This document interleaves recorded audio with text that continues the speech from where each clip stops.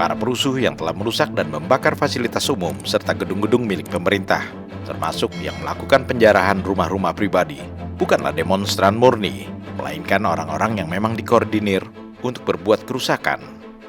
Hal ini disampaikan Presiden Prabowo di halaman Rumah Sakit Polri Kramat Jati setelah menjenguk para petugas kepolisian yang terluka dan cedera dalam tugasnya melakukan pengamanan. Presiden Prabowo mengatakan bahwa pemerintah menjamin kebebasan berpendapat asalkan sesuai dengan undang-undang. Demonstrasi harus damai dan sesuai peraturan yang berlaku. Demonstrasi berhenti pada pukul 18. Namun ternyata, setelah para demonstran pulang, datang bertruk-truk rombongan yang melakukan pengerusakan di berbagai tempat, lengkap dengan petasan dan alat-alat pembakar. Tujuannya jelas, yakni melakukan kerusuhan untuk mengganggu kehidupan rakyat. Hak menyampaikan pendapat dijamin oleh undang-undang. Tapi ada ketentuannya. Demonstrasinya harus damai. Harus sesuai undang-undang. Jadi undang-undang mengatakan kalau mau demonstrasi harus minta izin dan izin harus dikasih dan berhentinya jam 18.00. Di banyak tempat saya dapat laporan datang truk-truk, di situ ada petasan-petasan yang berat, yang besar, dan ini anggota banyak kena petasan. Ada yang terbakar leher, ada yang terbakar paha. Bayangkan kalau laki-laki terbakar alat vitalnya, ya ini sudah menurut saya udah rusuh. Niatnya membakar. Diketemukan ya truk isinya alat-alat untuk membakar. Dan kita lihat di banyak tempat gedung DPR, gedung DPRD ini adalah instansi negara yang menjalankan kedaulatan negara, alat demokrasi,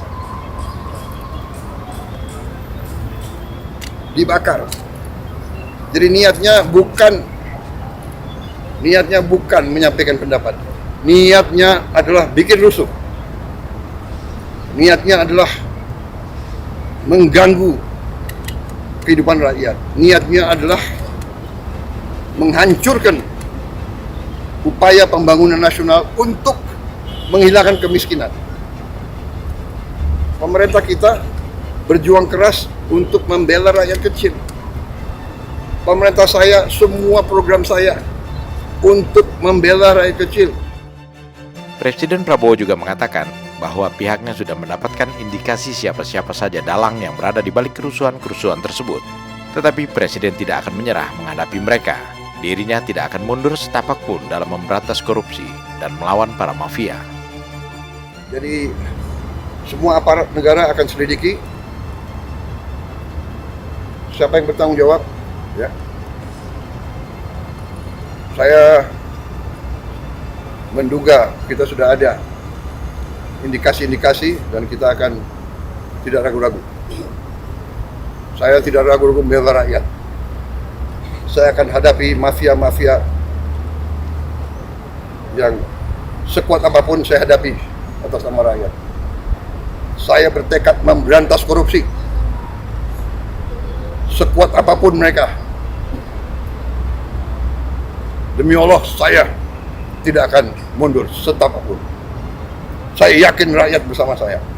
Terima kasih. Di tempat yang sama, Kapolri Jenderal Polisi Listio Sigit mengungkapkan bahwa pihak kepolisian telah menangkap sejumlah orang yang dicurigai sebagai perusuh. Namun jumlah resminya belum bisa diumumkan karena masih dalam tahap penyidikan.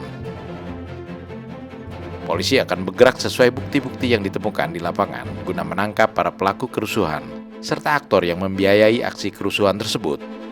Tentunya kami dalam kesempatan ini mewakili keluarga besar institusi Polri mengucapkan apa yang menjadi perintah beliau untuk segera mengembalikan keamanan, mengembalikan situasi yang ada sehingga masyarakat bisa kembali melaksanakan kegiatannya, perekonomian bisa kembali tumbuh dan kami akan menangkap para pelaku-pelaku pembuat kerusuhan dan memproses sesuai dengan aturan hukum yang berlaku. Saya kira itu. Terima kasih. Ya, tentunya Polri akan bergerak sesuai dengan bukti-bukti di lapangan. Kita akan menarik mulai dari fakta yang kita dapat, akan terus kita cari, baik pelaku di lapangan, aktornya, siapa yang membiayai, semua akan kita cari. Di Indonesia ini udah ada berapa orang yang diamanin sih Pak? Dan udah ada tersangka belum sih?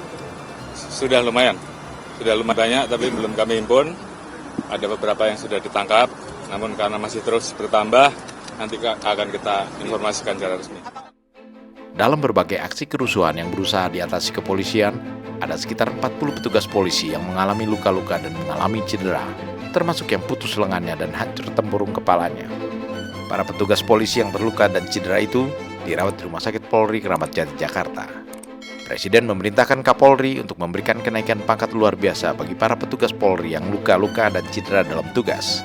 Tetapi Presiden juga memberikan perintah agar petugas polisi yang melakukan pelanggaran segera ditindak sesuai hukum yang berlaku.